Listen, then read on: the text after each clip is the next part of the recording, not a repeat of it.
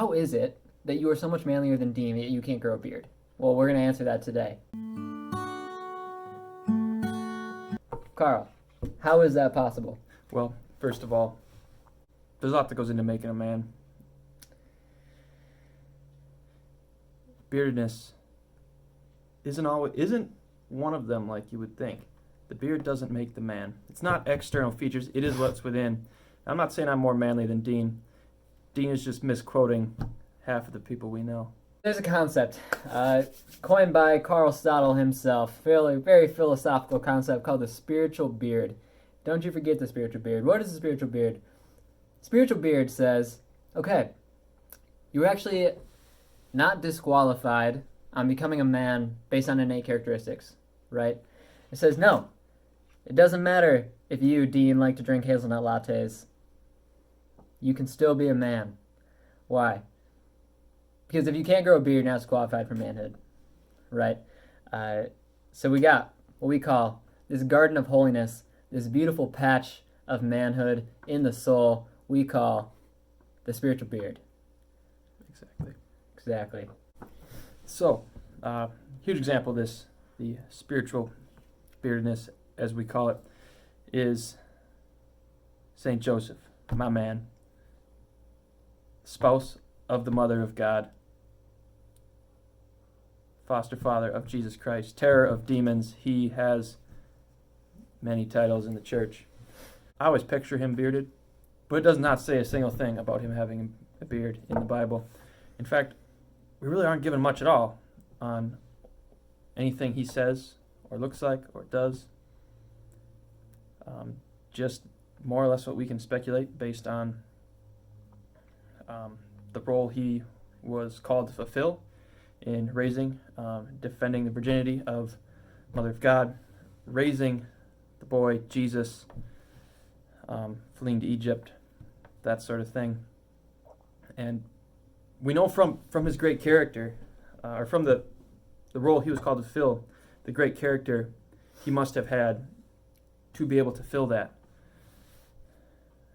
And therein lies the spiritual beard. Yeah, so it's about character, right? He's not a saint.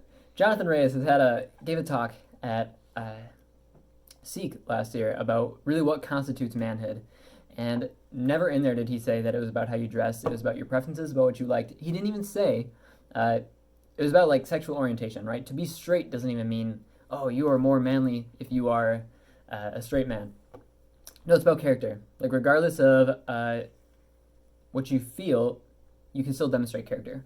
Regardless of how you like to dress, you can still demonstrate character. There's a universal call to beardliness. That's the most important point of this. There's a universal call to beardliness that we all have within us. The church would call it a universal call to holiness. Maybe. Okay, there's a universal call to spiritual beardliness. Spiritual beardliness. What ultimately it leads to is the imitation of the person of Jesus Christ. Yeah, I just invite you to think about that. How you might be called to imitate the person of Jesus Christ in your life as a whole, but also in each individual moment. And that's something Dean and I talk about once in a while. We strive to do, we don't always do. There's room for error. Where there's room for error, though, there's also room for growth. So how do we become these people? How do we become people of character, right? You can look at the very basics, right? So we know like the cardinal virtues. We know the theological virtues. Like we can pursue virtue, right? We can pursue virtue. We can pursue character. We can actually be dependable people, right? We can be people of our word. We can be people who are responsible. Is to be available, right? So we need to make ourselves available if we're asked to do something. But listen, this is something Carl knows very well. He's been sharpening knives all day. A dull knife can be available and still useless, right? So we should actually be taking this time, like, oh, we're home. We can't go do something courageous. Okay, are you actually like making yourself with your free time? Are you forming yourself? Are you sharpening yourself? Are you honing yourself? So that when you are called upon, you are not only available, but sharp. Carl, how many knives did you sharpen today? 1, 2, I want to say 3. 3 knives today, guys. Now those knives are available and they're sharp. Spiritual beardliness, what is it? It is to imitate the virtues of the great saints, and ultimately as they imitate the person of Jesus Christ. We find ourselves saying in situations where we're not always in a position to be heroic, to make somebody see, to cure somebody's leprosy. That might not be what we're called to. At sometimes that just means we're called to be sharpened.